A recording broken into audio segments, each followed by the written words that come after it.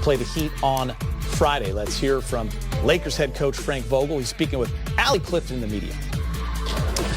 Coach, at the end of the day, you got the job done, which is most important, but I know you pointed to the second and third quarters that they won. What happened? What changed there? Well, I think we came out so strong defensively and held them to 9 points, and probably let our guard down after that. Felt like it was going to be easy, and this is a scrappy team we're playing. They're a good team. They almost beat Milwaukee on the road, so we kept reminding them that it's a 48-minute game. But I think human nature, after the way we started in that first quarter, we probably let our guard down some. How would you assess the night that Anthony Davis had? It's easy to look at him and think he's great every single night, but one might think that this is a little slower of a night for him. Couple of blocks, couple of steals, active on the glass. Didn't shoot the ball well or score the ball well, but definitely impacted the game, was a big part of the win. Sir, you were outscored in the second half, 45-49 for the Magic. How key was LeBron James' triple-double tonight in getting the victory? Yeah, LeBron was great, in particular down the stretch. Just keeping the lead at a healthy distance, making weak side plays on the defensive end, and he quarterbacks the action for us. Calling plays down the stretch, and we always trust our point guards to do that. He's playing that position for us, and he was key in the win. You're going to have a game where you win ugly. Is it good to do it at the beginning of a 5-game road trip? Yeah, I'm proud of our guys. It's tough to fly cross country, and and win that first game. And what I love about this win is, we can win a variety of different ways. We have great versatility. Last game we scored 140 points. Okay, and we're able to secure that victory in a different style of game. This one was more of a grinded-out game, and our defense held up. We won scoring 96 points. So, I love our versatility. Kyle and Rajon are such foundational pieces of your bench. How do you think they fared without those guys tonight? Well, the guys stepped up. Duds in particular. Credit him for staying ready, and doesn't play a lot.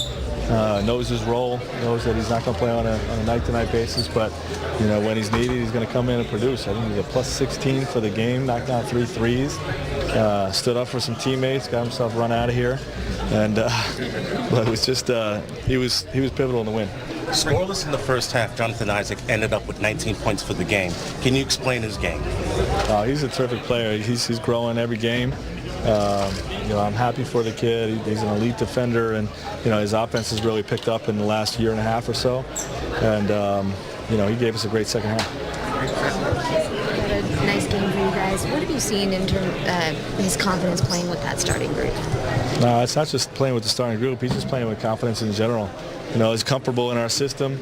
Embracing the role of really working hard on the defensive end, guarding one of the other team's best perimeter players, and knocking down big shots. We knew this was going to be a second side game, where they're going to flood to the strong side, and the shooters were going to get shots on the backside.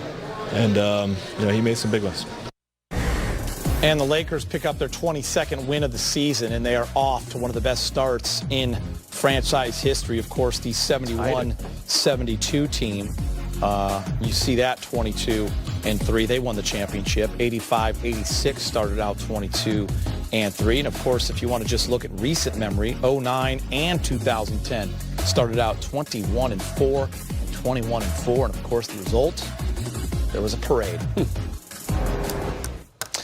How impressed are you with this team, James? Just the fact that maybe you don't play well, maybe it gets sloppy, maybe it gets tight, but they're still able to focus with that veteran group and not look ahead to a place like Miami, which can be dangerous. Well, more for younger teams. Yeah, it's impossible to have 82 games of 48 minutes of good basketball. So sometimes you got to win the small little battles, and I think the Lakers are capable of doing that. They've shown that they can have a deficit in the first half and turn it on and lock people up. So that's veteranism.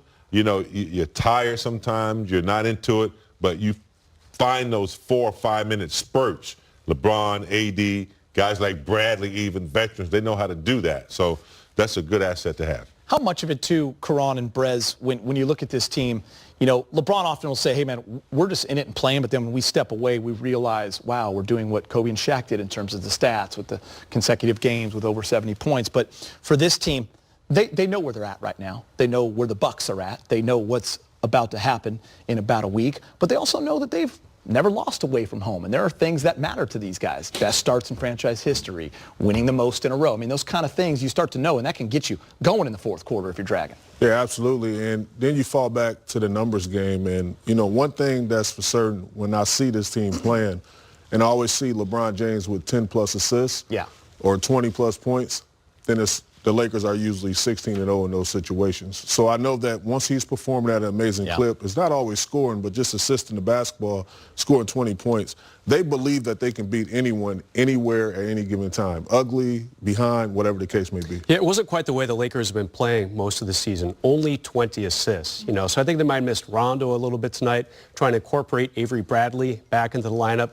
So they got that accomplished at least. And of the 5 games on this trip, this one was probably the least exciting for the players. I mean, just not a lot to get up for. You know, it's Orlando. They're a game under 500. Now you go to Miami. They're undefeated at home. Then you have Atlanta. You know, Trae Young is amazing. He can do some things with the ball.